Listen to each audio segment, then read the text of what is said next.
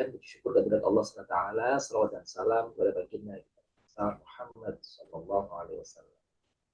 Alhamdulillah pada malam hari ini kita hadir bersama-sama dalam hadis tersebut sebagai Quranic Digest.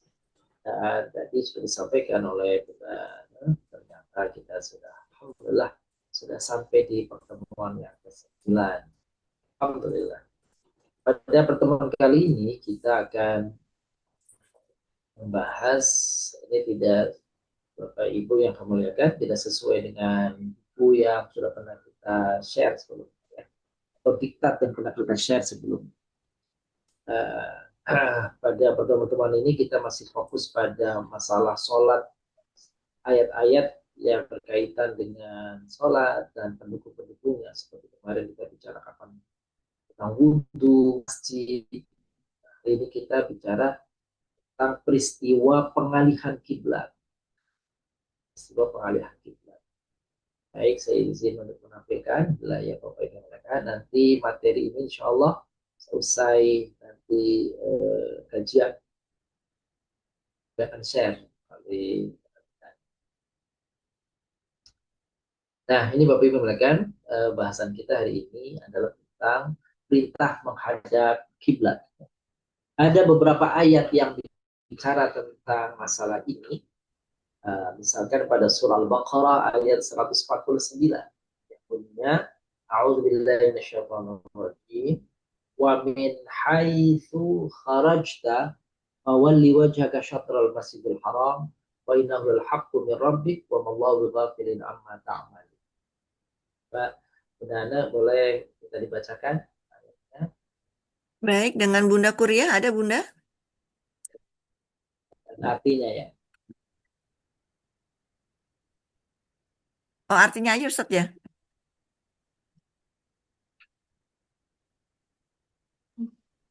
Assalamualaikum. Silakan Ustaz. Salam. Silakan Bun. Salam. A'udzu billahi minasy syaithanir rajim. Bismillahirrahmanirrahim. Wa min haitsu kharajta fawalla Wa min haitsu kharajta fawalli wajhaka shatral masjidil haram wa innahu lal haqqu min rabbik wa mallahu bighafilin amma ta'malun. Dari manapun engkau Nabi Muhammad keluar, hidupkanlah wajahmu ke arah Masjidil Haram. Sesungguhnya hal itu benar-benar ketentuan yang hak, pasti, yang tidak diragukan lagi dari Tuhanmu. Dari Tuhanmu Allah tidak lengah terhadap apa yang kamu kerjakan. Surat Al-Baqarah ayat 2. 149. 149. Terima kasih Benar Ria. Al-Baqarah 149. Iya. Itu surah kedua ayat 149. Terima kasih. Baik, tadi ayat yang dibacakan oleh ya kan?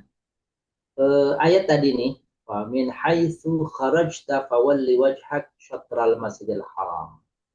Dimanapun engkau keluar dari rumah, ya, maka ketika engkau ingin melaksanakan sholat, fawalli wajhak, hadapkan wajahmu syatra al-masjidil haram, ke arah masjidil haram. Wa innahu, sesungguhnya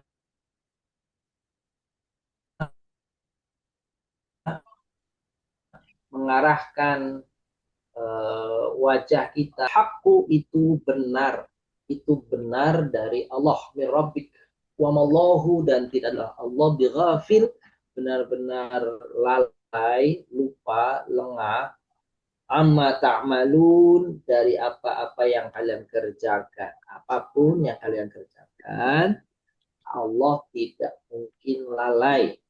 Allah tidak mungkin lengah. Allah tidak mungkin tidak tahu. Pasti tahu. Yang kau lakukan di dalam kesendirian atau kau lakukan di dalam keramaian, maka pasti ada apa namanya pengawasan dari Allah Subhanahu wa taala atau muraqabatullah. Maka dalam Al-Qur'an disebut ma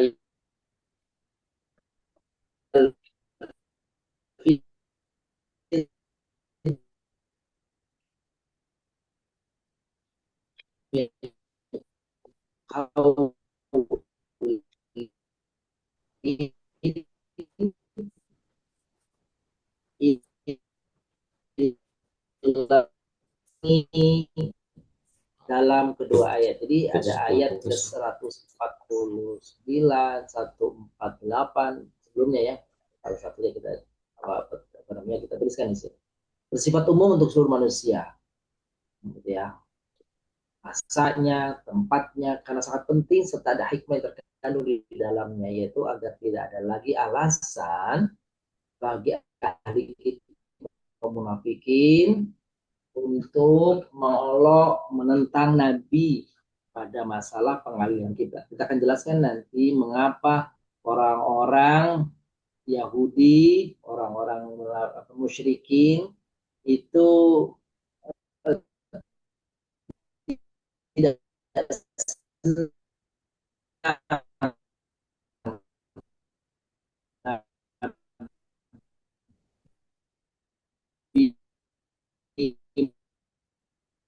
Ustadz, suaranya hilang. Timbul, Ustadz.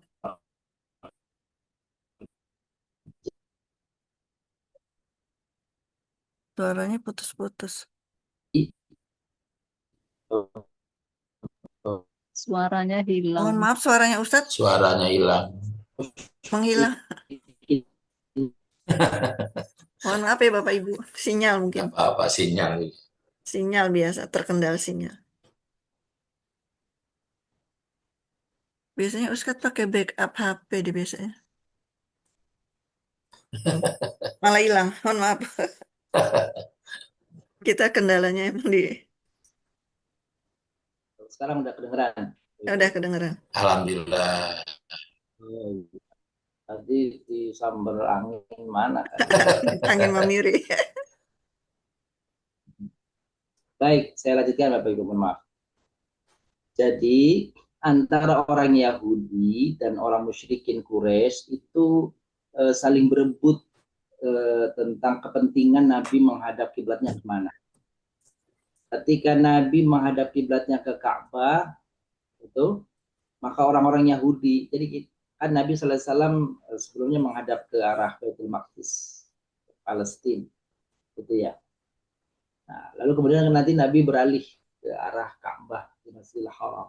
Maka ketika Nabi beralih ke arah kiblatnya ke Masjidil Haram, jadi orang-orang Yahudi itu mengkritik Nabi SAW karena Baitul Maqdis itu kan tempat yang disucikan oleh orang-orang musyrik, orang-orang ahli kitab, orang-orang Yahudi. Nah, tapi begitu Nabi mengarahkan arah kiblatnya ke Baitul Maqdis, mereka senang.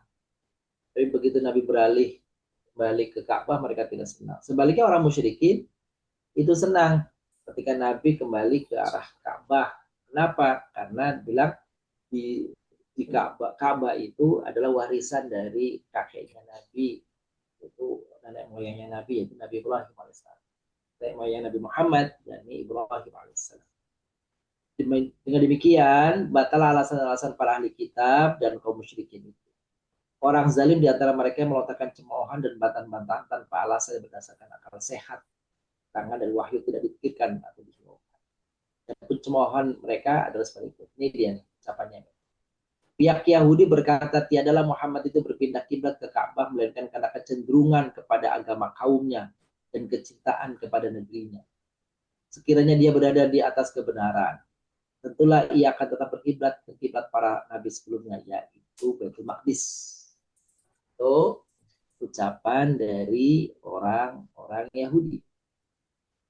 Sementara orang musyrikin mengatakan, ia ketika Nabi balik arahnya ke Ka'bah, ia telah kembali ke kiblat kita dan akan kembali kepada agama kita. Agama kita dimaksud adalah penyembah berhala.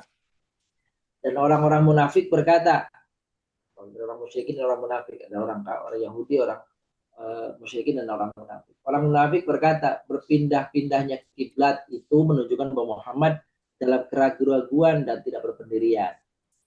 Demikianlah alasan-alasan yang dibuat oleh para penentang agama Islam pada waktu itu. Jadi, ibu-ibu yang kami muliakan, Bapak yang muliakan, kalau kita lihat 3 komentar ini, itu menunjukkan apapun yang dilakukan oleh Nabi Muhammad Sallallahu Alaihi Wasallam pasti dilihat buruk oleh orang-orang yang tidak senang. Nabi menghadap Ka'bah, orang Yahudi, orang-orang munafik tidak suka. Nabi menghadap Baitul Maqdis, Yerusalem di Palestina, orang-orang musyrikin nggak suka. Jadi, Bapak-bapak dimuliakan, lau anfaqta ma fil ardi jami'an, gitu ya. Seandainya kau punya harta seluas bumi, tuh, kamu infakkan kepada orang supaya orang itu semuanya cenderung kepadamu, maka itu tidak mungkin terjadi. Artinya apa? Ini jadi pelajaran bagi kita. Dalam melakukan hal, boleh jadi perbuatan kita, tindakan kita itu ada saja orang yang nggak suka. Gitu ya Bapak Ibu. Ada yang komentar, ada yang kritik, ada yang apa. Sepanjang kita merasa meyakini bahwa apa yang kita lakukan itu benar, maka tidak perlu khawatir dengan pendapat dan komentar orang. Itu. Ada pelajaran yang baik di sini yang dicontohkan oleh Luqman.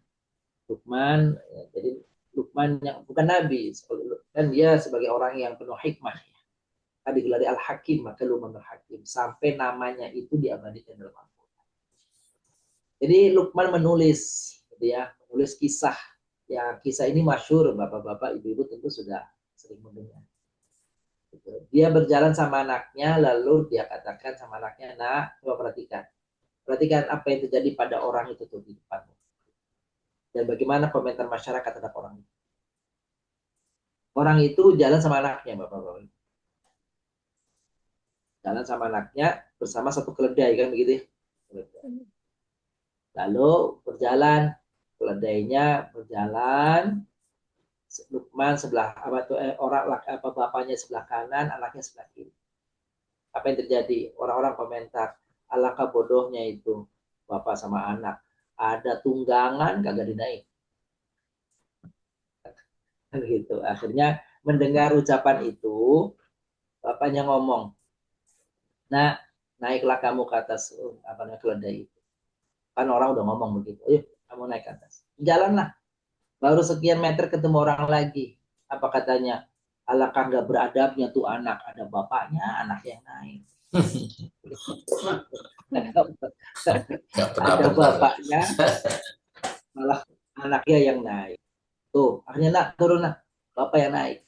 Bapaknya tuh jalan. Baru juga beberapa puluh meter. Ada lagi komentar orang. Itu bapak kagak sayang anak. Ya Allah, kasihan anaknya jalan. Bapaknya gitu. Naik tuh akhirnya dua-duanya naik keledai. Ketika dua-duanya keledai ketemu orang komentar lagi, tuh orang nggak punya perasaan, keledai kecil dinaikin berdua. Keledai kecil dinaikin berdua kan gitu ya. Akhirnya lalu kemudian apa, dua-duanya turun. Pas dua-duanya turun gitu, lalu komentarin orang, tuh orang nggak berpikir, tuh nggak punya otak, masa jalan, ada kendaraan jalan begitu. Jadi begitulah apa kata bapak itu, begitulah nak orang itu nggak bakalan ada nggak akan ada baiknya komentarnya.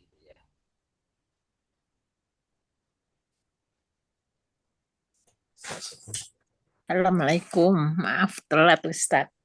Nggak apa-apa, Bu. Nggak apa-apa, Bu. Baik. Itu, Bapak Ibu. Jadi, kalau melihat seperti itu, saya meyakini bahwa kisah itu bukan hanya terjadi di zaman Luqman, ya. Gitu. Jadi sekarang juga begitu, Bapak Ibu. Ada aja orang komentar. Jadi artinya apa itu? Jangan terlalu dipeduliin orang. Kalau kita sudah ngambil sikap dan sikap itu kita anggap itu benar, gitu, maka lakukan saja udah. Ya, sebab menunggu semua orang itu ridho sama kita, rasa-rasanya susah. Jangankan kita, ibu-ibu, bapak-ibu, kan Nabi Muhammad aja, gitu ya, nggak sempurna apanya tuh sebagai sosok manusia di antara manusia dunia. Ada aja yang musuhin, di Mekah dimusuhin, di Madinah dimusuhin, dan begitu. Kurang apa namanya itu Nabi Muhammad SAW. Gitu ya, ibu. Jadi jangan terlalu dirisaukan. Gitu. Kalau kita sudah mengambil sikap yang benar menurut kita, lakukan itu. Pendapat orang, ya kan. Sekedarnya kalau memang ada orang memberi masukan, kritikan, dan itu kita anggap baik. Tapi kalau kita tidak punya sikap, maka jadinya kita bahan apa omongan orang aja kapan aja capek mendengar itu. Baik, kita lanjutkan. Begitulah Nabi. Berapa lama Nabi SAW menghadap Baitul Maqdis? Ya, berapa lama Rasul menghadap Baitul Maqdis?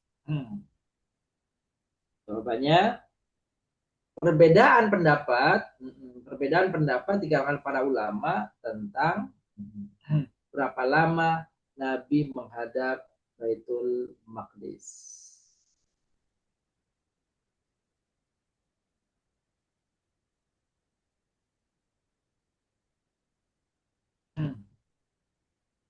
Al-Barra bin Azim menyatakan Nabi Muhammad SAW saat menghadap Baitul Maqdis selama 16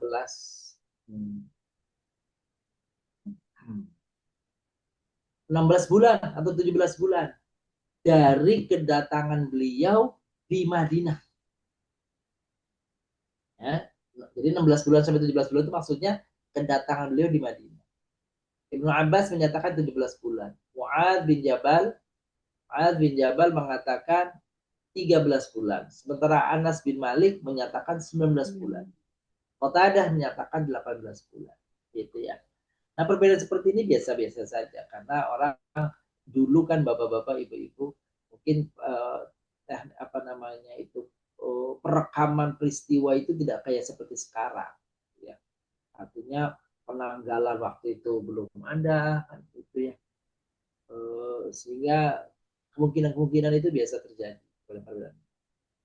Tapi dari beberapa pendapat ulama tersebut yang sering digunakan oleh para mufasir atau pendapat yang paling masyhur adalah 16 atau sampai dengan 17 bulan saja. Sekitar setahun 5 bulan. Allah SWT mengabarkan kepada Nabi SAW bahwa orang-orang bodoh, kan ayat awalnya itu kan sayaqulu sufaha'u minan nasi ma wallahum an qiblatihim allati kanu 'alaiha. Gitu ya. Itu juz ketiga Bapak Ibu ya. Juz ketiga ya. Iya. Juz ketiga dalam Al-Qur'an sayaqulu sufaha'u. Jadi sufaha itu orang bodoh. Ya. Siapa tuh orang-orang bodoh itu nanti disebutkan di sini. Di bawah orang-orang berarti orang-orang Yahudi akan menentang perpindahan kiblat sebelum peristiwa tersebut terjadi. Ini pendapatnya pertama mengatakan orang bodoh itu orang Yahudi. Hal ini menunjukkan salah satu mukjizat yang diberikan kepada Nabi SAW. Ayat ini ditujukan kepada orang Yahudi, tidak adanya penyebutan nama pada mereka. Yaqulu sufaha, orang-orang sufaha, orang bodoh, itu menunjukkan bahwasanya apa itu? Bahwa orang-orang yang berkarakter seperti itu akan selalu ada muncul dalam kehidupan yang menentang agama. Al-Quran membantah tuduhan orang-orang Yahudi, musyrik, dan orang munafik. Ada 3 kelompok yang mereka itu berkomentar tentang perpindahan kiblat Nabi dari Masjidil Aqsa ke Masjidil Haram. Ya, Al-Quran membantah ucapan mereka, dugaan mereka. Menghadap ke kiblat bertujuan mengarahkan umat Islam ke arah satu arah yang satu atau satu arah sama. Jadi bapak-bapak perlu kita garis bawah, ini ibu-ibu yang perlu kita garis bawah bahwa kita sholat menghadap kiblat itu bukan menyembah kiblat, bukan sama sekali. Seperti dugaan orang katakan tuh lihat umat Islam sholatnya menyembah Ka'bah, enggak. Ka'bah itu bukan sembahan kita. Ka'bah itu cuma alat untuk mempersatukan umat sedunia dimanapun tempatnya, maka arahnya sama ke arah kiblat, bukan ke barat tetapi ke arah kiblat. Sebab orang yang berada di selatan Ka'bah jangan menghadap utara, orang yang ada di sebelah utara akan menghadap ke selatan dan seterusnya. Allah SWT berhak menetapkan arah yang dikehendakinya sebagai kiblat salat orang-orang beriman. Allah SWT memberi petunjuk kepada siapa saja yang dikehendakinya, jalan yang lurus dan mengantarkan kepada kebahagiaan dunia dan akhirat. Meskipun menurut At-Tabari yang salah satu penafsir, Allah tidak menjelaskan alasan terjadinya perpindahan arah kiblat dalam sholat, gitu ya. Tapi kalau kita buka tafsir Al-Misbah Pak Quraish Shihab, dibantah oleh Prof. Quraish Shihab. Ia menyatakan bahwa pendapat At-Tabari belum tentu benar.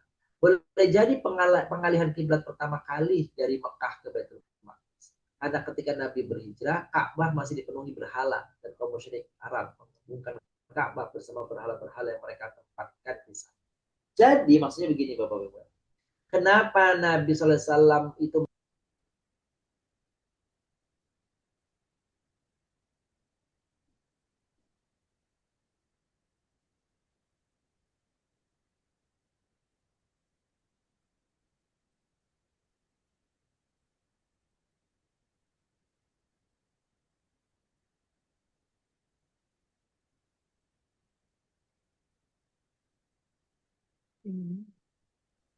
Nggak ada suaranya.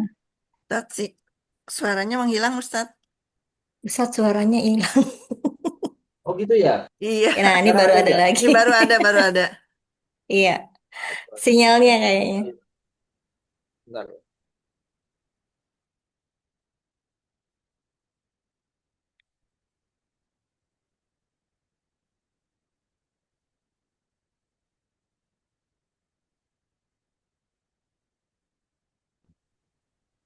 Dengaran belum? Ada, Ustadz. Ada ya? Ada. Oke. Nanti kalau hilang lagi, saya ulang lagi. Baik. Jadi, kenapa Nabi SAW mengarahkan arah kiblatnya itu ke Baitul Maqdis, tidak ke Mekah, kepada sholat ketika beliau berada di Madinah itu? Sebab Rasulullah melihat bahwasanya Ka'bah itu dipenuhi oleh berhala-berhala. Gitu. Sehingga beliau tidak senang tempat tujuan penyembahan itu ada berhala-berhala di sana. Beliau tetapkan mengarahkan kiblatnya arah kiblatnya ke Baitul Maqdis.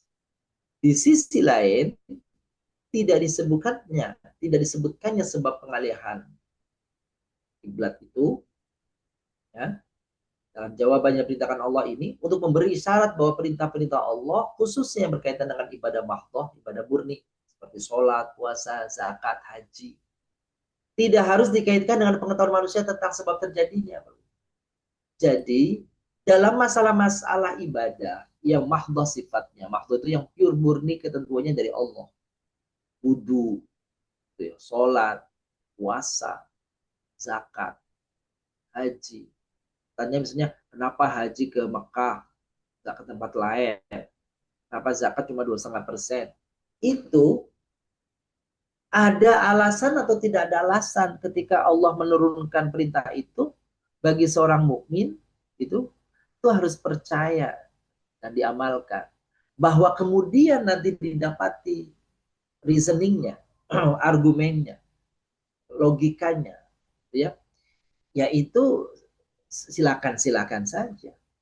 Itu untuk meneguhkan. Tapi jika pun tidak ada, bukan artinya kita ini mengikuti perintah Allah selalu diikuti dengan kenapa dan bagaimana.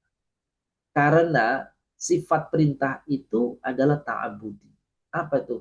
Bahwa itu adalah menguji ketaatan seorang hamba pada perintah Allah SWT. Ketika Allah melarang orang memakan babi,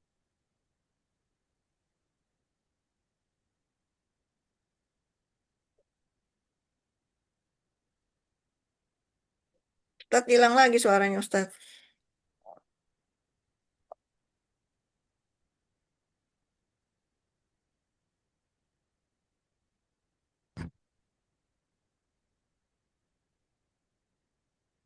baik, bentar Bang.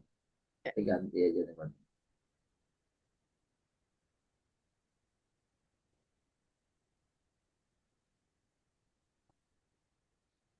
Baik, lanjutkan.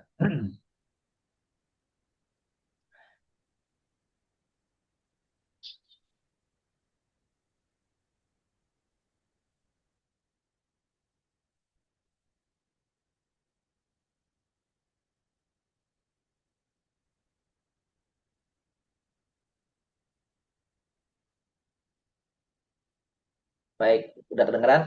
Sudah. Oke, kita lanjutkan ya. Jadi kembali lagi. Jadi ketika mendapatkan perintah-perintah dari Al-Quran sebagainya, ketika kita mendapatkan perintah itu, yang pertama harus dilakukan adalah sami'na wa ata'na. Begitu, sami'na wa ata'na. Lalu mau diteliti, mau dikaji, mau di apapun namanya, setelah itu mendapatkan kemantapan, ya silakan saja. Itu enggak masalah. Tapi kalau semua perintah Allah itu harus dirasionalisasi, harus masuk logika. Pertanyaannya, apakah logika kita sampai pada semua yang Allah perintahkan itu? Kalau sampai, kalau cocok, itu, iya bagus. Kalau tidak cocok, nanti syariatnya yang disalahkan, yang dikalahkan dan disalahkan. Akalnya yang dikedepankan. Nah, ini yang bahaya. Gitu ya. Jadi, bahwa kemudian perintah-perintah Allah itu kemudian diteliti, ternyata efeknya, ternyata manfaatnya, ternyata faedahnya ada di belakang, ya itu memperkuat saja. Tadi kalau bicara kita misalkan tentang haramnya babi, itu bukan karena apa-apa, memang babi diharamkan oleh Allah. Lalu kemudian orang mendapati bahwa babi itu banyak kotorannya, banyak di dalamnya, di dalam dagingnya cacing pita dan sebagainya. Ya itu boleh saja dipercaya, boleh saja dipegangi sebagai salah satu penguat. Lalu kemudian ketika cacing pita itu bisa bisa dibunuh dengan panasnya air yang sekian ribu derajat misalnya, atau sekian ratus derajat misalnya, lalu cacing pita yang di dalam babi itu musnah, mati. Kan tidak lantas kemudian kemudian babi itu menjadi halal. Enggak. Sama orang kemudian, kenapa minum khamr itu haram? Karena memabukkan. Memabukkan itu hanya salah satu efek gitu, daripada khamr. Tapi bukannya lantas orang kalau minum khamr nggak mabuk terus nggak haram. Tidak. Kan gitu. Tetap dia secara zat, secara unsur, secara materi dia haram. Gitu. Perkara orang nanti menemukan reasoningnya, alasannya, argumennya, ya itu mendukung saja. Jadi begitu semua pada aspek awal kali kita mendapatkan perintah itu, yang pertama harus disikapi adalah sami'na wa ata'na. Baru setelah itu boleh. Mau diteliti, mau dikaji, mau diapa. Jangan ketika mendapatkan perintah, sebentar, tunggu dulu nih. Dianalisa dulu. Nah itu seperti terjadi orang-orang Yahudi. Orang Yahudi ketika diperintahkan oleh Allah SWT melalui Nabi Musa untuk menyembelih sapi. Kan begitu tuh komentarnya tuh. Ini dulu. Sapinya apa, warnanya apa, misalnya bagaimana, usianya gimana. Wa makadu yaf'alun, hampir-hampir aja tuh nggak jadi menyembelih tuh. Tuh kayak gitu tuh. Jadi kita jangan seperti orang Yahudi. Mengedepankan berpikir, mengedepankan logika gitu. Lalu syariatnya dikebelakangkan. Nah, itu pelajarannya seperti itu, Bapak. Nah, kalau yang ada di sini sih insya Allah nggak seperti itu, kan gitu. Tapi Kadang-kadang kita dihadapkan di dalam kenyataan hidup, teman-teman kita bertanya kan begitu ya, kenapa sih sholat mesti 5 waktu? Harusnya dibalik sama dia, lah kamu juga makan kenapa 3 kali sih? Gitu, mandi 3 kali, mandi 2 kali, makan 3 kali, gitu. Kenapa? Kan gitu ya. Kalau ini kan kebutuhan ya sama, kebutuhan kita kepada Allah seperti itu. Jadi kalau mereka bertanya dengan logika, ya mungkin kita jawab dengan logika berpikir seperti mereka. Karena orang-orang yang mempertanyakan itu apa tujuannya? Kalau tujuannya untuk berkilah supaya dia tidak melakukan, nah itu yang hati-hati. Itu yang bisa menjadi kufur terhadap syariat. Tapi kalau bertanya hanya untuk mengetahui, sekedar mengetahui, gitu ya, rasa penasaran, ya boleh-boleh saja. Baik. Jadi pada perintah tidak selalu diberi alasan, apalagi yang berkaitan ibadah mahdoh. Tidak harus dikaitkan dengan pengetahuan manusia tentang sebab terjadinya. Ia harus dipercaya dan diamalkan, walaupun pastinya ada sebab atau hikmah di balik itu. Nah, hikmahnya setelah itu diterima, diperoleh ya alhamdulillah. Kalau tidak lantas perintahnya digugurkan. Setiap muslim diperintah untuk melaksanakannya, namun ia tidak dilarang untuk bertanya atau berpikir guna menemukan jawabannya. Jadi nggak dilarang. Cuma pertama kali ketika datang perintah harus diterima dulu dan diamalkan sambil dicari kenapa alasannya. Ya. Ayat berikutnya nih Bapak Ibu tentang perintah menghadap arah kiblat nih. Wa min haitsu kharajta fawalli wajhaka syatral masjidil haram. Tuh. Ini tadi sudah, ini kita potong karena ini sudah Bapak Ibu. 140. Ini. ومن حيث خرجت فول وجهك شطر المسجد الحرام وحيث ما كنتم فولوا وجوهكم شطره لئلا يكون للناس عليكم حجة إلا الذين ظلموا منهم فلا تخشوهم واخشوني وَلِأُتِمَّ نِعْمَتِي عَلَيْكُمْ وَلَعَلَّكُمْ تَهْتَدُونَ. Yang 149 tadi sudah. Kita masuki yang 150. Dari manapun engkau hai Nabi keluar, maka hadapkanlah wajahmu ke arah Masjidil Haram. Di mana saja kamu berada, maka hadapkanlah wajahmu ke arahnya agar tidak ada alasan bagi manusia untuk menentangmu. Kecuali orang-orang yang zalim itu yang ada di kalangan mereka, maka janganlah kamu takut kepada mereka, tetapi takutlah kepadaku agar aku sempurnakan nikmatku kepadamu dan agar kamu mendapat petunjuk. Ini adalah perintah Allah Subhanahu wa taala yang ketiga. Jadi 148, 149, 150. Ya. Ayat ini adalah perintah Allah yang ketiga untuk menghadap ke Masjidil Haram dari seluruh belahan bumi. Para ulama telah berpendapat mengenai hikmah pengulangan sampai 3 kali. Ayatnya nih. Ada yang berpendapat bahwa hal itu dimaksudkan sebagai penekanan. Karena ia merupakan nasakh. Penghapusan hukum yang pertama kali terjadi dalam Islam. Sebagaimana dinyatakan Ibnu Abbas dan ulama lainnya. Ada juga yang mengatakan perintah ini turun dalam beberapa kondisi. Pertama, ditujukan kepada orang yang menyaksikan Ka'bah secara langsung. Ya. Kedua, bagi orang yang berada di Mekah tetapi tidak menyaksikan Ka'bah secara langsung. Dan ketiga, bagi orang yang berada di negara lain. Demikian dikemukakan oleh Fakhruddin Ar-Razi dalam kitab Al-Kasyafnya. Sedangkan jawaban yang rajih itu artinya kuat. Menurut Al-Qurtubi, yang pertama ditujukan kepada orang-orang yang berada di Mekah, ayat 148. Kedua, untuk orang-orang yang berada di negara lainnya. Dan yang ketiga, bagi orang yang melakukan perjalanan. Jadi bapak-bapak, ibu-ibu, kalau kita sedang melakukan perjalanan, itu semampu yang bisa kita lakukan, kita menghadap ke arah yang kita yakini adalah Ka'bah. Tapi jika tidak memungkinkan di dalam perjalanan itu dilakukan, maka sudahlah niatkan saja. Niatkan saja dalam hati. Karena apa? Tidak memungkinkan kita selalu menghadap ke Ka'bah dalam perjalanan. Ibu-ibu, bapak-bapak naik pesawat. Kan gitu ya.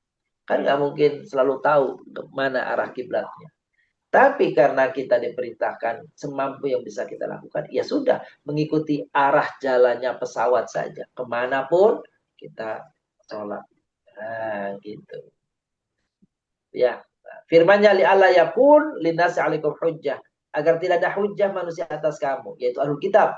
Mereka mengetahui bahwa sifat umat ini adalah menghadap ke arah Ka'bah sebagai kiblat. Jika kehendak untuk menghadap kiblat ke Ka'bah itu telah hilang dari sifat umat Islam ini, mungkin mereka akan menjadikan sebagai hujjah atas kaum muslimin, sebagai dalil untuk menjatuhkan kaum muslimin. Dan selain itu, agar mereka tidak berhujjah bahwa kaum muslimin sama dengan mereka menghadap Baitul Maqdis. Nah, gitu ya. Nah, kenapa Nabi SAW seringkali dalam banyak hal, amaliyah kaum muslimin itu dibedakan dari orang Yahudi. Gitu ya. Contoh, Bapak-Bapak muliakan. Mohon maaf nih. Orang Yahudi memelihara kumis, kita disuruh memotong kumis, memanjangkan jenggot. Tuh, gitu.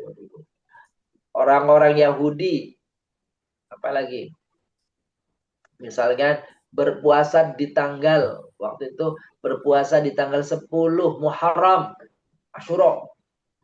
Maka Nabi mengatakan, berpuasalah jangan tanggal 10 saja, 9 dan 10. Kalau bisa 9, 10, dan 11. Maka ada kalimat Nabi SAW, ucapan Nabi SAW yang paling masyhur. Khaliful Yahud. Itu kalimatnya. Pendek. Apa artinya? Berbedalah kalian dari orang-orang Yahudi. Itu. Dalam keseharian. Kalau bisa, carilah perbedaannya. Jangan menyamai mereka.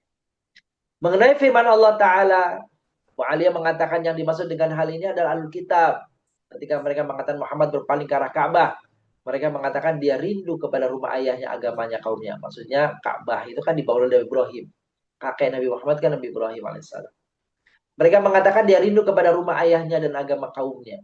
Dan yang menjadi hujah mereka atas Nabi adalah berpalingnya beliau ke Baitul Haram setelah Nabi menghadap ke Baitul Maqdis. Ia akan kembali kepada agama kita sebagaimana ia telah kembali ke kiblat kita. Ini kata orang-orang Quraisy. Kalau yang ini nih, ia kembali ke agama kita, maksudnya penyembah berhala, sebagaimana telah kembali ke kiblat kita. Padahal Nabi hanya pindah ke arah kiblatnya saja, tapi penyembahannya enggak kepada berhala. Kata Ibnu Abi Hatim, hal senada juga diriwayatkan dari Mujahid, Atha, Ad-Dhahhak, Rabi bin Anas, Qatadah, dan As-Suddi. Ia mengenai firman Allah, illal ladzina zalamu minhum, kecuali orang yang zalim di antara mereka. Mereka itu siapa? Yaitu ada mengatakan mereka musyrikin Quraisy. Gitu, pendapat itu ya. Ada yang mengatakan siapa? Orang-orang Yahudi. Ya sah saja pendapat.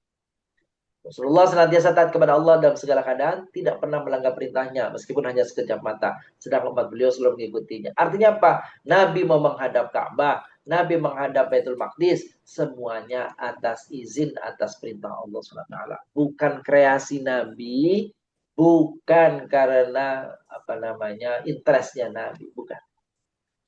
Firman Allah, fala takhshawhum wakhshawni, maka janganlah engkau takut kepada mereka, hai Nabi, dan takutlah kepadaku. Artinya, janganlah kalian takut kepada kesaksian orang-orang yang zalim, yang menyusahkan, baik Yahudi, musyrikin, atau munafik. Tetapi takutlah hanya kepadaku saja. Sesungguhnya hanya Allah Ta'ala sejalan yang lebih berhak sajalah. Allah sajalah yang berhak untuk ditakuti daripada mereka.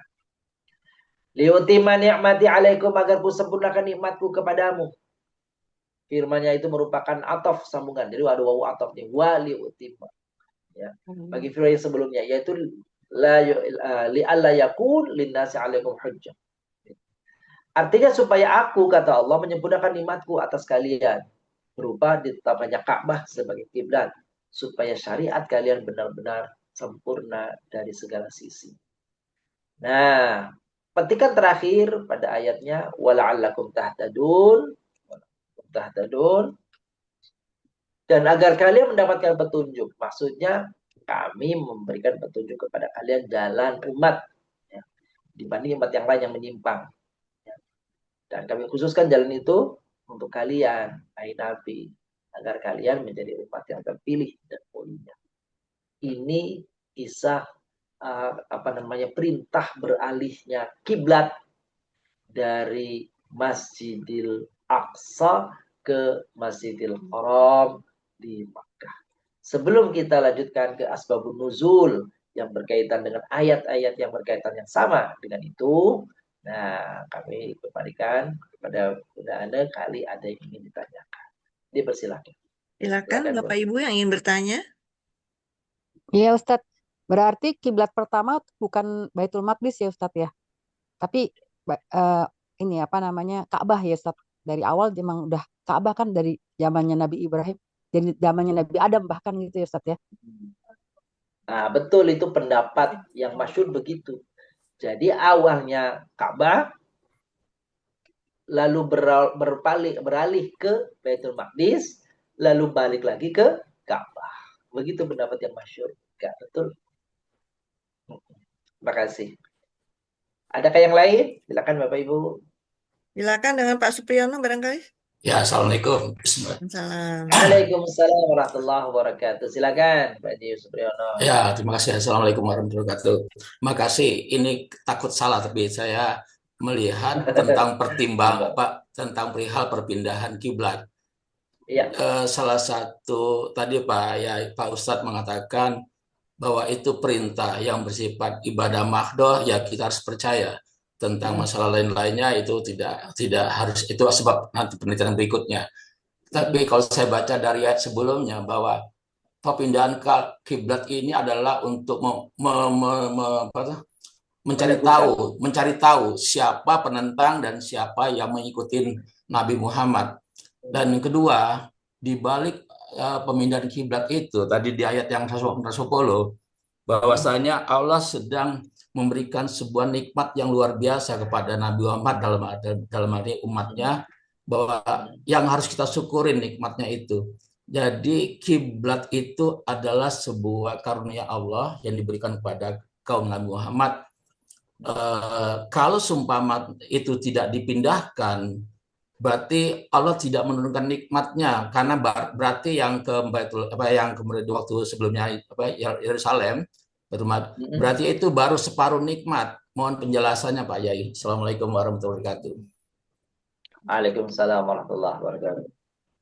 Baik, makasih Pak Supriyono atas pertanyaannya.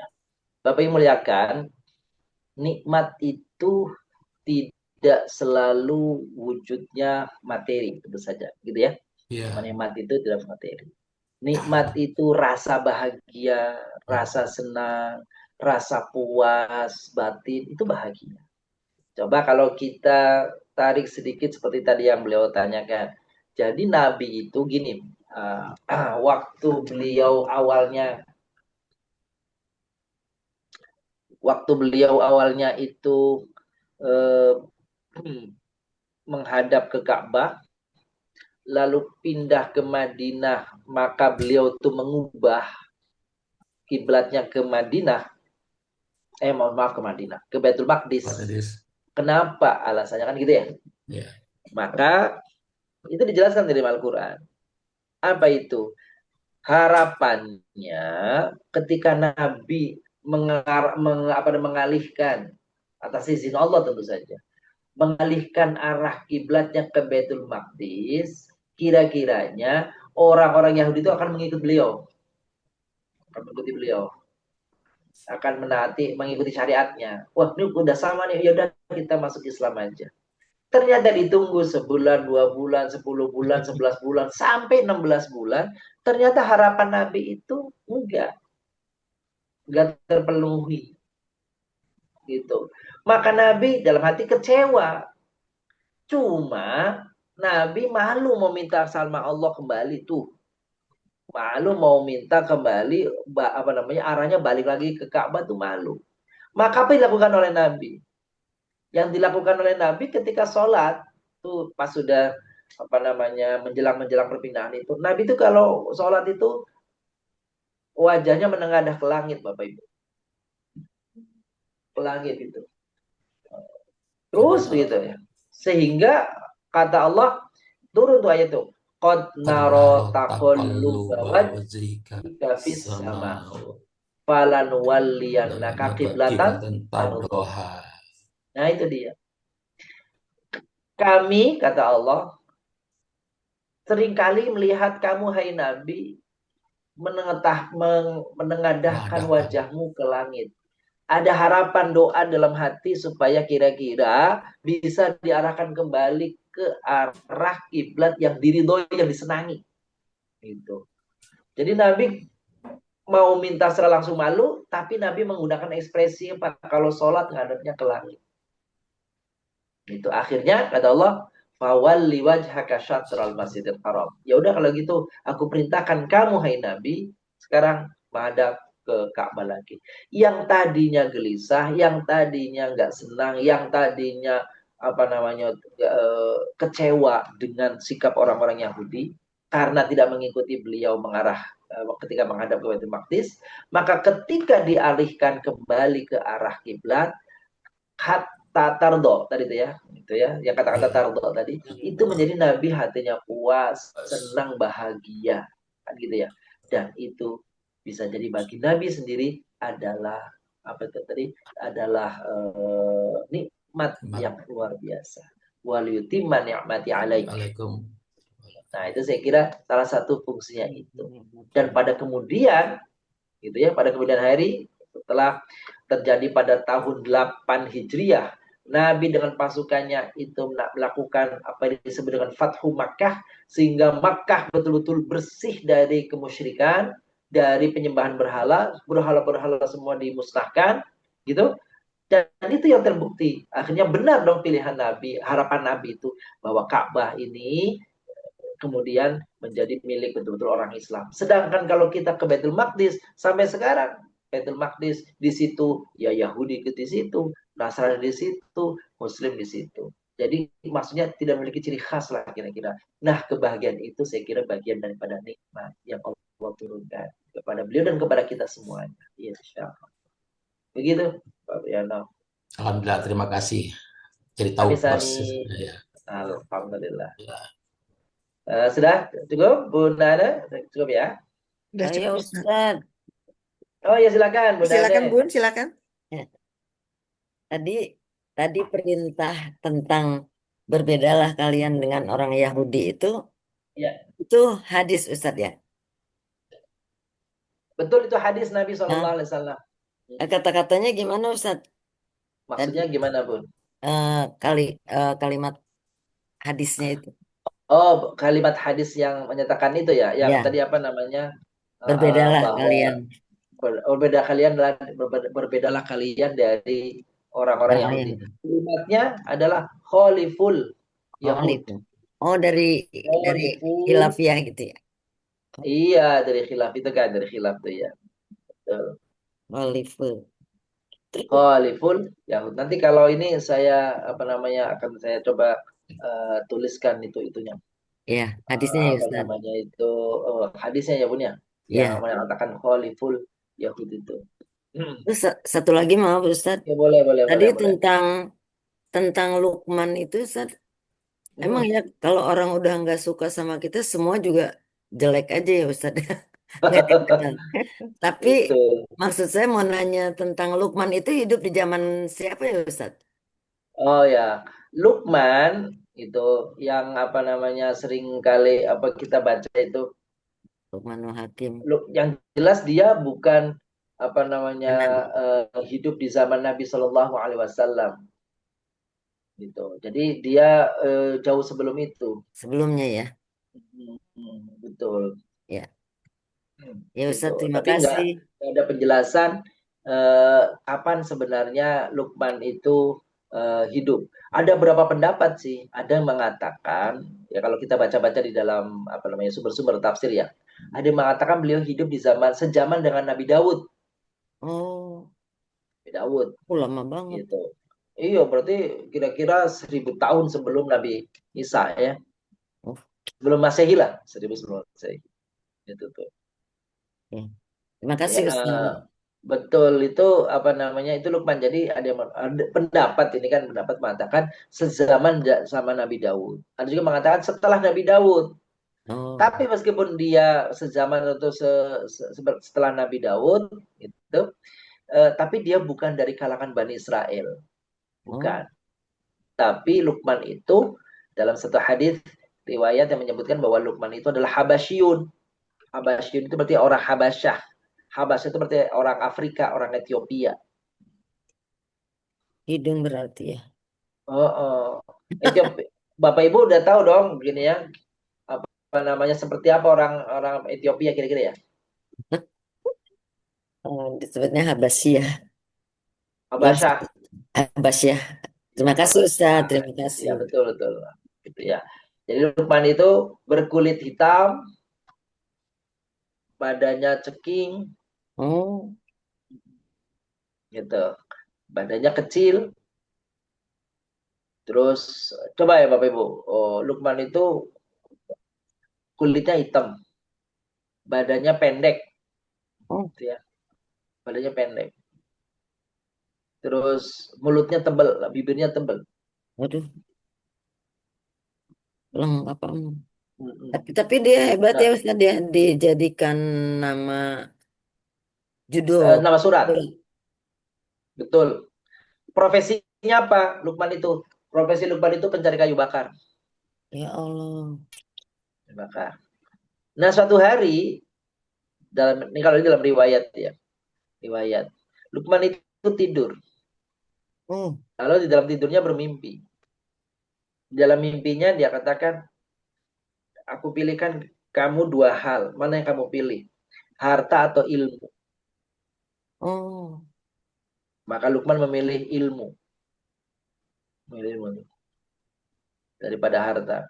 Maka dia tetap miskin, tetapi saking tuh, begitu dia bangun dari peristiwa itu tuh, kalau dia menjadi orang yang lidahnya itu, ucapannya itu penuh hikmah.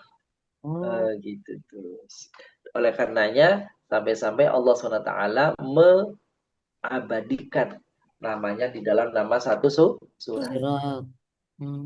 Dari sini Bapak Ibu muliakan, kita ambil kesimpulan apa namanya tentang peristiwa tentang kisah Luqman ini. Berarti apa itu? Allah kalau mau memuliakan orang bisa saja dari golongan orang yang menurut pandangan manusia hina ya. Iya. Iya kan? Coba Bapak-bapak, Ibu-ibu, kira-kira secara umum nih, apalagi di masa itu kurang hinanya apa itu? Kulit hitam, badan pendek, bibir tebal. kurus, pencari kayu, ada yang mengatakan budak, coba. Tapi ternyata lisannya digunakan oleh Allah gitu sebagai nasihat bagi kita manusia. Gitu. Udah ini. Ya, terima kasih Ustaz. Sami-sami kita lanjutkan ya Bapak Ibu ya. Ini ayat ke-142 143. Artinya saja ya, Bun ya. Orang-orang yang kurang akal di antara manusia akan berkata, apakah yang memalingkan mereka, yaitu kaum muslimin, dari kiblat yang dahulu mereka kiblat, maksudnya Baitul Maqdis. Katakan, hai Nabi, nih Allah kepada Nabi Muhammad, milik Allah lah timur dan barat, dia memberi petunjuk kepada siapa yang kendaki ke jalan yang lurus, berdasarkan kesiapannya untuk menerima petunjuk. Demikian pula kami telah menjadikan kamu umat Islam sebagai wasaton, umat yang pertengahan, agar kamu menjadi saksi atas perbuatan manusia, dan agar Rasul Muhammad SAW menjadi saksi atas perbuatan kamu. Kami tidak menetapkan kiblat Baitul Maqdis yang dahulu kamu berkiblat kepadanya, kecuali agar kami mengetahui dalam kenyataan siapa yang mengikuti Rasul dan siapa yang berbalik ke belakang. Sesungguhnya pemilihan kiblat itu sangat berat, kecuali bagi orang-orang yang telah diberi petunjuk oleh Allah SWT. Allah tidak menyanyiakan imanmu. Sesungguhnya Allah benar-benar Maha Pengasih lagi Maha Penyayang. Jadi untuk mengetahui arah kiblat itu, ketika arah kiblatnya balik ke Mekah, siapa yang ikut ke Mekah dan siapa yang enggak? Orang munafik akhirnya enggak ngikut. Gitu. Orang-orang Yahudi enggak ngikut. Kenapa? Karena sudah beda. Gitu. Jadi untuk mengetahui, bagi Nabi itu cara untuk mengetahui siapa orang yang imannya kokoh. Sebab turunnya ayat. Ibnu Ishaq berkata, Ismail bin Khalid memberitahu saya dari Abu Ishaq, dari Al-Barra. Dia berkata, dulu Rasulullah SAW sholat menghadap ke Baitul Maqdis, ke arah Baitul Maqdis. Ketika itu beliau sering melihat ke langit. Ini saya ceritakan tadi. Melihat ke langit, menantikan perintah Allah. Maka turunlah satu ayat 44, Al-Baqarah 144. Ya. Turunlah Al-Baqarah ayat 144. Lalu seorang muslim berkata, kami ingin mengetahui tentang orang-orang yang meninggal sebelum arah kiblat berubah dan bagaimana sholat kita ketika masih menghadap ke Baitul Maqdis. Maka Allah menurunkan ayat 43. Namun orang-orang yang akalnya kurang berkata, apa yang membuat mereka meninggalkan kiblat mereka sebelumnya? Maka Allah menurunkan, sayaqulu sufahau minan nasi ma wallahu an qiblatin allati kanu 'alaiha qul lillahil masyriq wal maghrib. Kepada orang-orang yang mengatakan, kok kenapa berpaling? Dulu arahnya ini, arahnya ini. Jadi arah kiblat Baitul Maqdis ke Ka'bah itu 180 derajat, Bapak Ibu. Jadi yang tadinya menghadap ke utara, sekarang berbalik arah ke selatan. 180 derajat. Jadi yang dulunya Nabi Shallallahu Alaihi Wasallam itu menghadap ke arah Baitul Maqdis, begitu Nabi mengarahkan arahnya ke Ka'bah, maka Baitul Maqdis berada di arah belakang. Itu ya. Itu tuh. Terus terdapat beberapa riwayat lain yang sejenis. Bukhari dan Muslim meriwayatkan dari Al-Barra. Dia berkata beberapa orang meninggal dan terbunuh sebelum arah kiblat diubah sehingga kami tidak tahu apa yang kami katakan tentang mereka. Maka Allah menurunkan dan Allah tidak menyanyiakan imanmu. Artinya orang-orang yang dahulu sebelum peristiwa pengalihan arah lalu dia mati atau dia wafat terlebih dahulu, maka tidak perlu dikhawatirkan tentang keimanannya karena mereka tetap mengikuti Rasulnya, petunjuk Rasulnya. Jadi nggak usah khawatir tentang orang-orang yang meninggal sebelum pengalihan arah kiblat. Ibnu Jarir meriwayatkan dari As-Suddi dengan sanad-sanadnya, dia berkata ketika kiblat salat Rasulullah dipindahkan ke arah Ka'bah yang sebelumnya ke Baitul Maqdis, musyrikin Mekah berkata, Muhammad bingung dengan agamanya sehingga kiblatnya kembali ke arah kita. Tuh, ya. Tuh. Dia tahu bahwa kalian benar dan dia pun akan masuk ke dalam agama kalian. Maka Allah menentukan ayat ini. Syekh Wahbah Zuhaili dalam tafsir Al-Munir ya, memaparkan riwayat Al-Bukhari dan Al-Barra mengenai sebab turunnya 144. Ya, artinya begini. Imam Bukhari meriwayatkan dari Al-Barra, katanya tatkala tiba di Madinah, Rasulullah menunaikan sholat dan menghadap ke arah Baitul Maqdis selama 16-17 bulan. Sementara beliau ingin menghadap ke arah Ka'bah, lalu Allah menurunkan firman-Nya, kami melihat wajahmu hai Nabi menengadah ke langit. Itu Al-Baqarah ayat 144. Para sufahah yakni orang-orang Yahudi lantas berkata, apa ini kenapa mereka memalingkan gitu ya, dari arah kiblat Baitul Maqdis ya, ke arah Masjidil Haram yang dahulu mereka telah berkiblat kepadanya, itu Baitul Maqdis. Lalu turunlah firman Allah, apa tuh? Milik Allah arah timur dan barat. Itu ada di kitab Tafsir Al-Munir karya Wahbah Zuhaili di jilid 2 halaman 6. Asbabul wurud. Dalam kitab Sahih Bukhari yang juga diriwayatkan oleh Imam Ad-Darqutni dan Al-Barra berkata, "Shallaina ma'a Rasulillah sallallahu alaihi wasallam ba'da qudumihil Madinata 16 syahran nahwa Baitul Maqdis. Tsumma 'alimallahu hawa nabiyhi fanazalat qad nara taqallub wajhika fis sama." Ya. Artinya kami sholat bersama Nabi, kata Al-Barra, ya, sallallahu alaihi wasallam, setelah beliau tiba di Madinah selama 16 bulan. Seraya menghadap Baitul Maqdis. Setelah itu Allah mengetahui keinginan nabinya, kegelisahan hatinya, ya, harapannya orang-orang Yahudi yang akan ikut nggak ngikut, ya. Sehingga turun ayat qad nara taqallub wajhika fis sama. Kami sudah lihat bagaimana wajahmu menengadah ke langit. Dalam riwayat tersebut dinyatakan tanpa keraguan 16 bulan lamanya Nabi menghadap ke arah Baitul Maqdis. Malik meriwayatkan dari Yahya bin Sa'id ya, dari Sa'id bin Musayyib bahwa pemindahan kiblat itu terjadi 2 bulan sebelum perang Badar. Perang Badar kan bulan Ramadan.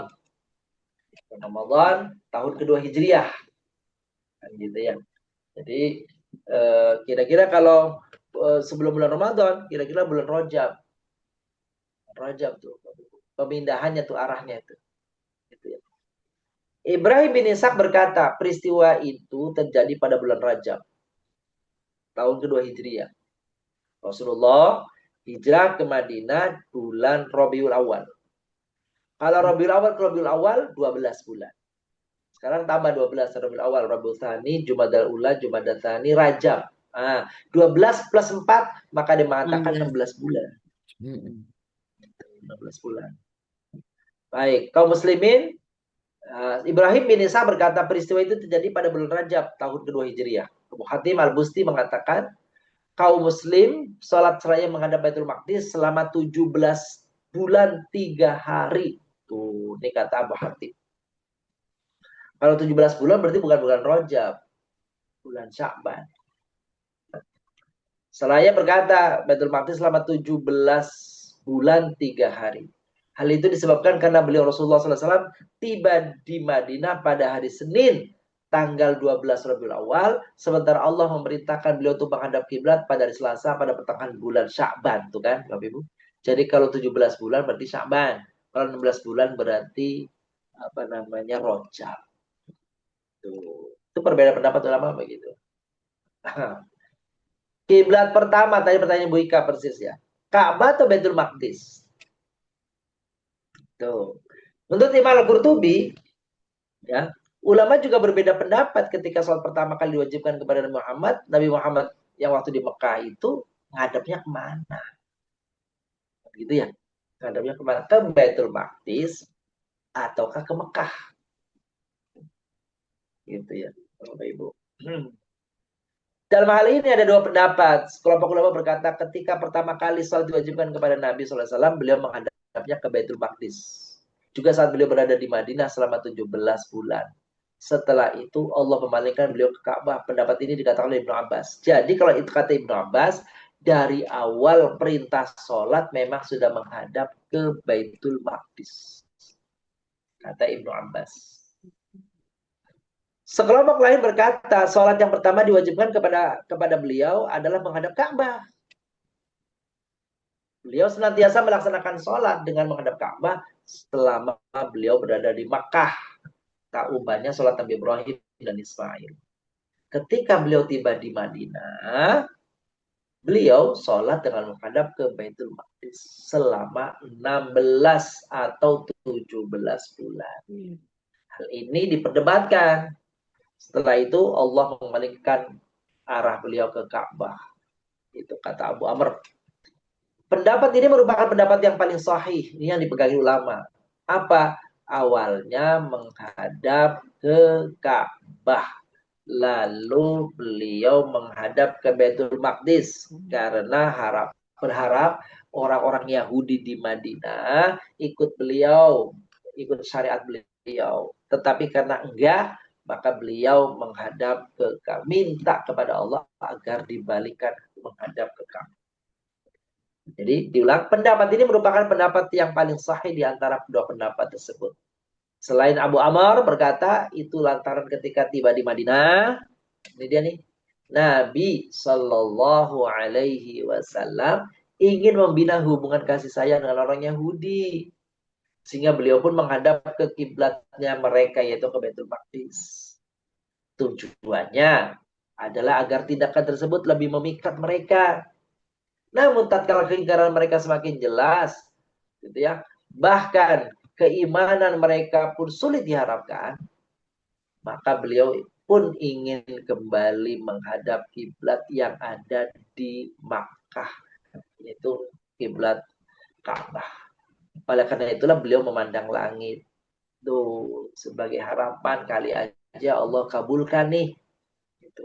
Di pihak lain, beliau sangat mencintai Ka'bah. Karena Ka'bah adalah kiblat Ibrahim alaihissalam. Hal ini diriwayatkan dari Ibnu Abbas. Menurut satu pendapat, karena Ka'bah lebih memikat orang-orang Arab untuk memeluk agama Islam, menurut pendapat yang lain mengatakan hal itu bertujuan untuk membedakan dari orang Yahudi.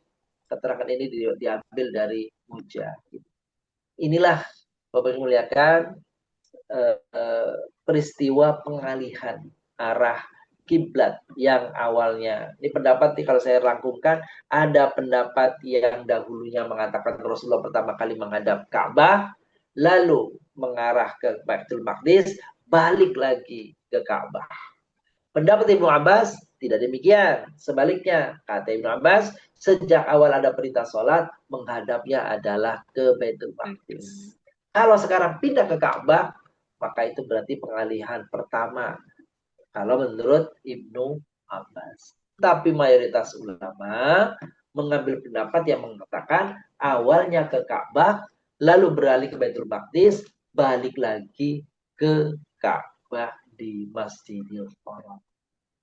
Demikian kami muliakan dan mudah-mudahan bahasan uraian tentang beralihnya arah kiblat pada sholat. Kalau masih ada yang ditanyakan dari apa yang kami sampaikan Bapak Ibu yang tadi, ingin bertanya lagi? silakan. Boleh nyambung dikit Ustadz? Oh iya, silakan. Silakan, Bu. Mengenai Ka'bah ini, mengenai kiblat Ustadz ya. Kan Ya. yang sesi dulu, yang sebelumnya kan mengenai masjid ya Ustadz ya. Nah ini apakah ada keterangan, apakah benar perpindahan kiblat ini terjadi di masjid kiblatain yang sekarang sebutannya masjid kiblatain ya Ustadz? Itu sahih apa enggak gitu Ustadz? Ya, itu pertama. Kedua, kan masjid yang pertama dibangun tuh Masjid Kuba Ustadz ya. Habis itu apa Masjid Nabawi atau Masjid Kiblatain Ustadz? Ya, itu aja. Syukran, Oh, Ustadz. benar. Baik, makasih Bu Daika. Jadi inna awwala kita kan pada pertemuan yang lalu kan kita bahas tentang masjid yang dibangun pertama ya. Iya. Yang bangun yang pertama. Masjid yang dibangun yang pertama itu adalah Masjid Kuba. Berapa mil dari Madinah, dari Masjid Nabawi, Masjid Kuba. Nah, adapun yang sekarang peristiwa pengalihan kiblat ini betul terjadinya di Bani Sulaim. Di Bani Sulaim. Yang kemudian nama masjid itu diabadikan untuk mengenang. Itu apa? Namanya Masjid Kiblatain. Di situlah memang peristiwa terjadinya pengalihan arah kiblat. Jadi itu terjadi 16 bulan atau 17 bulan setelah Rasulullah berdiam di Madinah.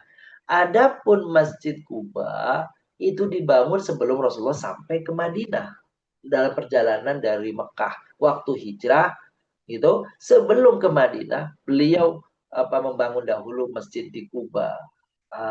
Nah, itu namanya Masjid Kuba. Berdekatan sih, tempatnya nggak jauh-jauh amat juga sih.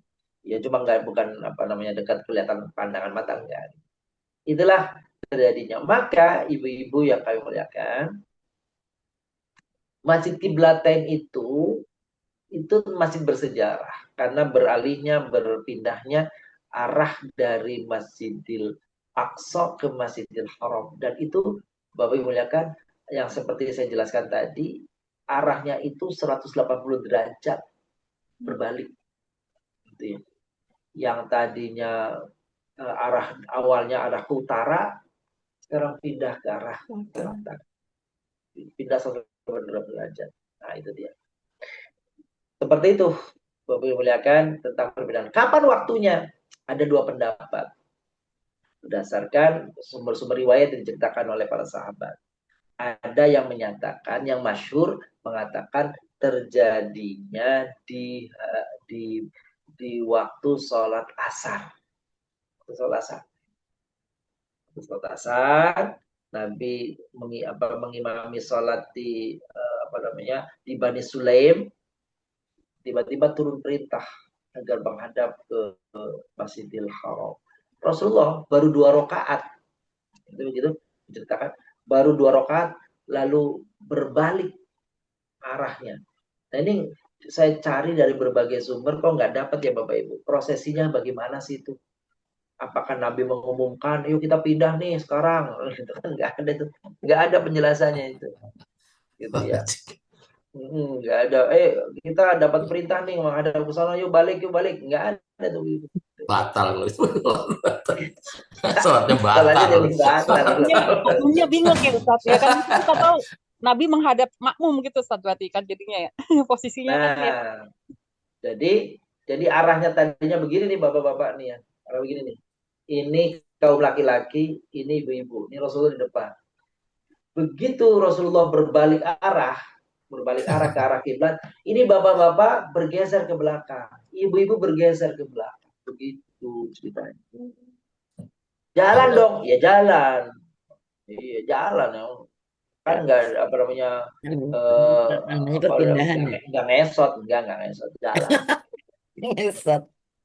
Gitu. Jadi gitu saya juga bayangkan bagaimana tuh apa namanya tidak ada penjelasan yang detail tentang hal ini. Prosesinya bagaimana itu ibu-ibu gitu ya, ucuk-ucuk ke belakang. Berarti kan dia harus berada di belakang. Kalau enggak, Nabi menghadap sahabat, sahabat menghadap Nabi, hadapan-hadapan sholatnya. Berhadapan-hadapan. Gitu ya. Itu Bu Ika, makasih. Ya, Kalau Ada yang lain, Mbak Bibi silakan. Ustaz, kalau barangkali ada zaman yang bertanya lagi, kenabian, silakan. pasti ya apa sami nawatokna. Kalau sekarang terjadi kayak gitu protes. Iya. Kalau Gitu. sekarang Nggak banyak protes juga lah kalau banyak. Ustadz yang nyuruh. Kan Nabi ya Ustadz ya. Karena terjadinya zaman kenabian, jadi sami nawatokna. Ya, Jadi enggak seperti kira sekarang begitu. apa Karena Bapak sedikit protes. ini protes. Jadi kalau sekarang dikedepankan apa namanya logikanya dulu. Kenapa? Saking ya. kepintaran jadinya. Tapi itu terjadi pada orang-orang tertentu saja, Bun. Pada sebagian kaum muslimin yang sami nawatona juga banyak. Pokoknya kalau Pak, wis sami nawatona. Gitu ya. Baik. Ada lagi Bapak Ibu? Silakan. Kalau Baik, ada. silakan. Ada ya, satu ya Ustadz ya. Boleh, silakan. Moga-moga, Bun. Ya. Jadi Ustadz lumayan itu lama juga ya Ustadz kalau sampai 16 bulan berarti kan setahun lebih 4 bulan. Tahun 4 bulan. Terus kemudian alasannya kan alasan Nabi itu untuk membina hubungan kasih sayang dengan orang Yahudi. Awalnya. Awalnya gitu. Jadi berarti Ustaz, itu ide sendiri menghadap Baitul Maqdis tuh Nabi itu. Minta semuanya atas petunjuk Allah.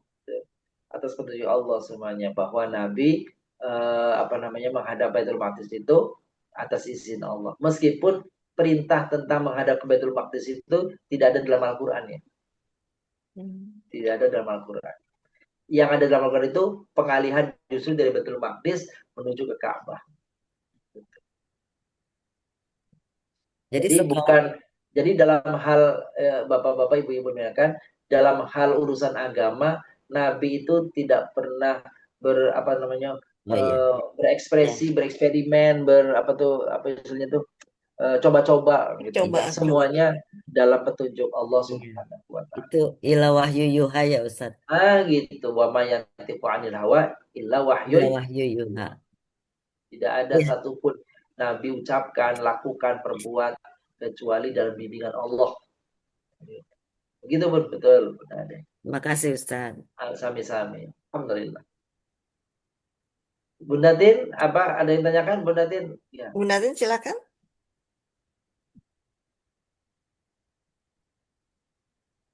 Satu lagi Ustaz boleh ya? Boleh. Boleh. Bunda Tin sebentar. Nanti ditunya mikrofonnya. Bunda Tin dulu coba Bunda Tin. Belum kedengaran nih Bun. Belum mute, belum unmute. Udah, silakan dibuka speakernya Bun. Ya Bunda Tin, monggo. Nah, waktu Nabi Ibrahim itu sholat dia menghadap ke arah kiblat kan? Ya. Kemudian kenapa kemudian berubah tuh Ustaz? Yang tadinya sudah Nabi Ibrahim tetapkan, kemudian pada saat tadi Ustaz bilang, nah Rasulullah tidak pernah bereksperimen kan ya? Itu waktu beralih ke arah Baitul Maqdisnya tadi itu apakah itu karena untuk berkasih sayang dengan orang-orang Yahudi? Iya, betul. Jadi kalau kita mengambil pendapat mayoritas ulama yang menyatakan awal kali Nabi SAW sholat itu menghadapnya ke Ka'bah. Begitu beliau hijrah ke Madinah, kan di Madinah sudah bercokol lama sekali orang-orang Yahudi. Harapan beliau, barangkali kalau sholatnya menghadap ke Baitul Maqdis, orang-orang merasa satu satu rasa gitu loh. Oh nih sama-sama ini nih, udah nanti mereka pada ngikut. Maka Allah izinkan menghadap ke Baitul Maqdis. Tapi selama 16 bulan kagak ada tanda-tandanya. Yang ada orang-orang Yahudi malah merepotkan. Orang Yahudi malah berkhianat pada banyak hal. Kaum Bani Nadir, Bani Quraidah, Bani Qainuqa. Itu berkhianat tiga-tiganya terhadap Nabi Sallallahu Alaihi Wasallam. Akhirnya karena Nabi sudah minta menghadap ke Baitul Maqdis, mau minta lagi kan malu nih. Malu nih minta lagi. Maka caranya Nabi itu apa? Kalau sholat menghadap ke langit aja. Akhirnya Allah, wah ini apa namanya, kecewa nih, kira-kira kita kecewa. Ya udah, saya perintahkan kamu untuk balik lagi ke arah ke Ka'bah. Nah, gitu. Setelah itu Nabi kalau sholat nunduk ke bawah. Jadi bapak-bapak, ibu-ibu, kalau ada orang sholatnya ke atas landak, pengen berubah kiblatnya kan.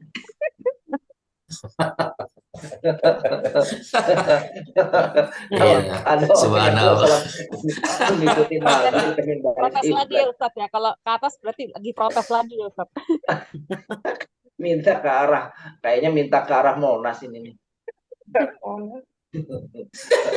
Nggak canda aja tuh. Canda betul. Monggo, apa Bu Ika tadi terakhir mungkin? Enggak, ya tambahan aja. Kan diperintahkannya arah ya, arah Masjidil Haram gitu ya Ustadz ya. Dan kan di Indonesia ini kayaknya udah beberapa kali di adjust ya, maksudnya disesuaikan gitu Geser. kiblatnya gitu. Tadinya lurus, tapi lama miring ke kanan, lama-lama tambah miring ke kanan gitu. Itu gimana ya Ustadz? Baik, benar itu. Iya benar. Jadi dalam hal ini nih bapak-bapak nih ada dua pendapat para ulama nih, gitu ya. Termasuk pendapat yang masyhur adalah pendapatnya almarhum al-muhaddis Indonesia nih, namanya Profesor Mustafa Ali Yaqub. Oh, Ya, Mustafa Ali Yaqub itu mengatakan hadis. yang diperintah itu arah di mana ada kiblat bagi satu kaum. Arah itu cuma ada 4. Gitu. Arah. Kalau nggak barat ya timur, kalau nggak timur utara, kalau nggak utara ya selatan. Udah itu aja. Jadi kata beliau, harusnya nih kalau beliau mengikuti itu, kalau yang kata beliau, pokoknya orang Indonesia ini arahnya ke barat. Udah kagak usah dimencong-mencongin tuh. Gitu. Dimencong-mencongin tuh apa namanya itu, sejadah dan sebagainya itu. Tapi karena ditakut-takutin nanti nggak menghadap arah kiblat berarti batal sholatnya, ya jadi takut kan, akhirnya ya bagaimana caranya loh dimencong-mencongin kan gitu. Ya sudah, karena urusannya adalah kemantapan batin, kemantapan hati, nggak boleh juga orang sholat nggak mantep. Saya payah di sholat kagak ngadep kiblat lah, repot itu kan gitu. Ya akhirnya ya sudah, arah yang ikhtiarnya itu yang kira-kira mendekat, paling dekat dengan arah yang sesungguhnya, kira-kira gitu. Padahal konon katanya bumi dengan matahari ini akan terus bergeser. Itu kapan-kapan siap-siap aja itu sejadah bakal lebih geser lagi ke kanan lagi. Kan gitu tuh. Jadi ya silakan aja, karena ini masalah kemantapan batin. Di dalam fikih mengatakan apa tuh? Al yaqinu la yuzalu bisyak. Keyakinan itu nggak boleh dikalahkan oleh keraguan. Jadi karena yakinnya harus menghadapi yang geser itu, ya sudah nggak apa-apa. Gitu. Jadinya masjidnya berkurang jemaahnya, jumlah jemaahnya. Kenapa? Sudah terpotong separuh, pojok-pojoknya itu susah. Nggak diisi. Nggak masalah, nggak apa-apa. Gitu Bu Ika ya.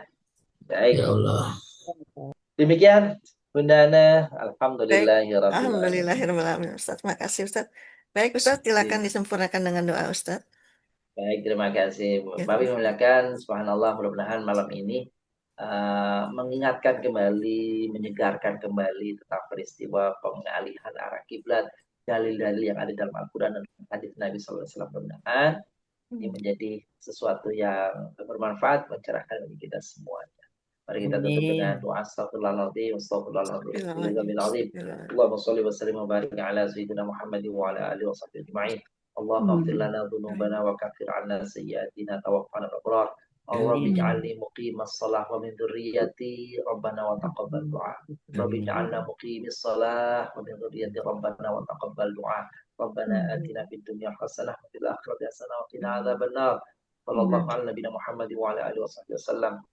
Alhamdulillah. Alhamdulillahirabbil alamin. Alhamdulillahirabbil alamin. Amin ya Terima Allah. kasih Ustaz. Terima kasih, Bos. Terima kasih Baik, Ustaz. Bapak Ibu yang dimuliakan Allah, kaji kita pada malam hari ini kita tutup dengan doa kafaratul majelis. Subhanakallahumma wa bihamdika, asyhadu an la ilaha illa anta, astaghfiruka wa atubu ilaik. Terima kasih Ustaz, terima kasih Bapak Ibu. Mohon maaf lahir batin. Insyaallah kita jumpa minggu depan ya. Terima kasih Bunda. Assalamualaikum. Waalaikumsalam warahmatullahi Terima kasih wabarakatuh. Ustadz, Bu Bapak Rika. Ibu. Terima Assalamualaikum. Sehat selalu. Terima kasih Pondok Ilmu Bu Rifa, Ustaz.